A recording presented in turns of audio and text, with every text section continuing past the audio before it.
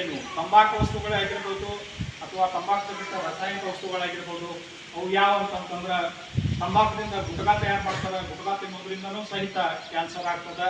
ಬೀಡಿ cigarette ಸೇರೋದ್ರಿಂದನೂ ಸಹಿತ ತಮ್ಮ liver ಮತ್ತು ಹಾರ್ಟಕ್ಕೆ ಎಫೆಕ್ಟ್ ಆಗ್ತದೆ. ಅದನ್ನು ಸೇದಬಾರ್ದು. ಮತ್ತು ಈಗ ಸೆಡೆ ಕುಡೋದ್ರಿಂದ ಏನಾಗ್ತದೆ, ಲಿವರ್ ಬಾದ್ ಆಗ್ತದೆ. ಲಿವರ್ ಬಾದ್ ಆಗೋದ್ರಿಂದ ಮನುಷ್ಯ ಸಾಯ್ತಾನ. ಈ ವಸ್ತುಗಳನ್ನು ಸಹಿತ ಸೇವನೆ ಮಾಡಬಾರ್ದು ಅಂತ ಹೇಳ್ತಾರೆ. ಇನ್ನು ಡ್ರಗ್ಸ್ ಅಂದ್ರೆ ಹಲವಾರು ಪ್ರಕಾರ ಬರ್ತದೆ. ಗಾಂಜಾ ಬರ್ತದ, ಅಫೀಮು ಬರ್ತದ, ಚೆಸ್ ಬರ್ತದ.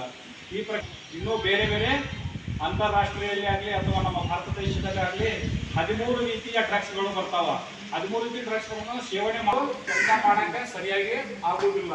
ಅದಕ್ಕಾಗಿ ಇದು ಯಾವುದು ತಂಬಾಕು ಆಗಲಿ ಅಥವಾ ಅಫೀಮ್ ಆಗಲಿ ಗಾಂಜಾ ಆಗಲಿ ಚೆಕ್ ಆಗಲಿ ಸೇವನೆ ಮಾಡ್ಬಾರ್ದಂತ ನಿಮ್ಮಲ್ಲಿರ್ತಕ್ಕಂಥ ನಿಮ್ಮ ಮಕ್ಕಳಾಗ್ಲಿ ಅಥವಾ ನಿಮ್ಮ ತಮ್ಮಂದಿರಾಗ್ಲಿ ಅಥವಾ ನಿಮ್ಮ ಯಜಮಾನರಾಗ್ಲಿ ಅವರಿಗೆ ತಿಳುವಳಿಕೆಯನ್ನು ನೀಡಬೇಕು. ಯೋಜನೆಯ ನಿರ್ವಹಣಾ ಅಧಿಕಾರಿಗಳೇ ಹಾಗೂ ಇನ್ನೋರ್ವ ಪೊಲೀಸ್ ಸಿಬ್ಬಂದಿ ವರ್ಗದವರೇ ಹಾಗೂ ನನ್ನ ಸಹೋದರಿಯರೇ, ಅಕ್ಕ ತಂಗಿಯರೇ, ತಮ್ಮೆಲ್ಲರಿಗೂ ಶರಣಾರ್ಥಿ. ಚಂದ್ರಶೇಖರ್ ಸರ್ ಅವರು ನಾನು ನಿನ್ನೆ ಎಕ್ಸಾಮ್ ಸ್ಪಾಟ್ ಇದ್ದೆ. ಪರೀಕ್ಷೆ ಕಾರ್ಯ ನಡೆದವ ಡಿಗ್ರಿ ಹುಡುಗರು ಎಕ್ಸಾಮ್ ಬೇಕಾಗಿದೆ.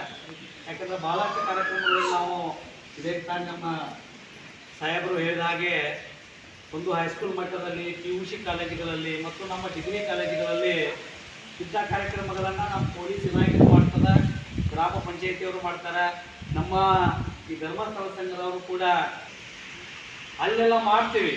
ಆದರೆ ನಮ್ಮ ಹೆಣ್ಣು ಮಕ್ಕಳಿಗೆ ಈಗ ತಪ್ಪೇವಂತಹ ಎಲ್ಲಿ ಹೆಣ್ಣು ಮಕ್ಕಳನ್ನು ನಾವು ಕೂಗಿಗೆ ಗುರುತಿಕೊಂಡು ನೋಡ್ತೀವಿ, ಎಲ್ಲಿ ಗೌರವಿಸ್ತೇವೆ ಅಲ್ಲಿ ದೇವರು ನೆಲೆಸ್ತಾನೆ ಅಂತ ಹೇಳ್ತಾರೆ. ಹಾಗಾದ್ರೆ ನೀವೆಲ್ಲರೂ ಕೂಡ ಹೇಗೆ ಪ್ರಕೃತಿ ಭೂತಾಯಿ ಅಂತ ಕರಿತೀವಿ ನಾವು. ಆ ನಂತರ ಪ್ರಕೃತಿಯ ಪ್ರತಿಯೊಂದು ಹಂಗ ಪ್ರತಿ ಕುಟುಂಬದಲ್ಲಿ ಪೂಜೆನೇ ಇರ್ತಾನೆ. ಯಾಕೆ ಇರ್ತೈತಂದ್ರೆ ನಿಮ್ಮನ್ನೆಲ್ಲ ಹೆತ್ತ ನಮ್ಮ ತಾಯಿಗೆ ಇರ್ತದೆ, ನಮ್ಮ ಸಹೋದರಿಗೆ ಇರ್ತೈತಿ, ನಮ್ಮ ಹೆಣ್ಮಕ್ಳಿಗೆ ಗೌರವ ಸ್ಥಾನ ಇರ್ತೈತಿ. ಅದಕ್ಕೆ ಸರ್ಕಾರದವರು ಕೂಡ ಇವತ್ತು ಹೆಣ್ಣು ಮಕ್ಕಳಿಗೆ ಸಾಕಷ್ಟು ಯೋಜನೆಗಳನ್ನು ಮಾಡಾಕ್ತಾರೆ. ಯಾಕೆ ಮಾಡಾಕ್ತಾರೋ ನಾವು ಸರಿಯವರು ಅದಕ್ಕೆ ಹೇಳ್ತಾರೆ, ಹೆಣ್ಮಕ್ಳು ಕಲಿತಾರೆ ಶಾಲೆ ಒಂದು ತೆರೆದಂತೆ. ನಾವು ಶಾಲೆ ಒಳಗೆ ಹೇಳ್ತಿದ್ರು ಹೆಣ್ಣು ಮಕ್ಕಳಿಗೆ ಅನೇಕ ಯೋಜನೆಗಳು ಕೂಡ ಮಾಡಾಕ್ತಾರೆ. ಹಂಗೆ ಏನು ಹಿಂಗೆ ಮಾಡಬಾರ್ದಪ್ಪ, ಹಿಂಗೆ ಕೆಟ್ಟೈತೆ ಅಂತ ಹೇಳ್ಯಾರ ನಮ್ಮ ಸಾಹೇಬರು ಬಂದಿರು, ಸಂಘದಾಗ ಹೇಳ್ಯಾರ, ನಮ್ಮ ಹಿರಿಯರು ಬಂದರು ಊರಾರ.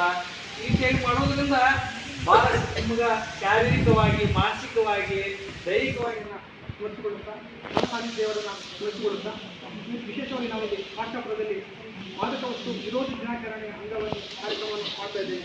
ಈ ಒಂದು ಕಾರ್ಯಕ್ರಮದ ಇವತ್ತಿನ ಈ ಒಂದು ಕಾರ್ಯಕ್ರಮದ ಉದ್ಘಾಟಕರಾಗಿ ಉಪಸ್ಥಿತಿರುವಂಥ ಆದಿ ಪಾಟೀಲ್ ಒಂದು ಕಾರ್ಯಕ್ರಮದ ಅಧ್ಯಕ್ಷರೇ ಹಾಗೂ ಮುಖ್ಯ ಅತಿಥಿಗಳೇ ಹಾಗೂ ನಮ್ಮ ಸಂಘದ ಸದಸ್ಯರು.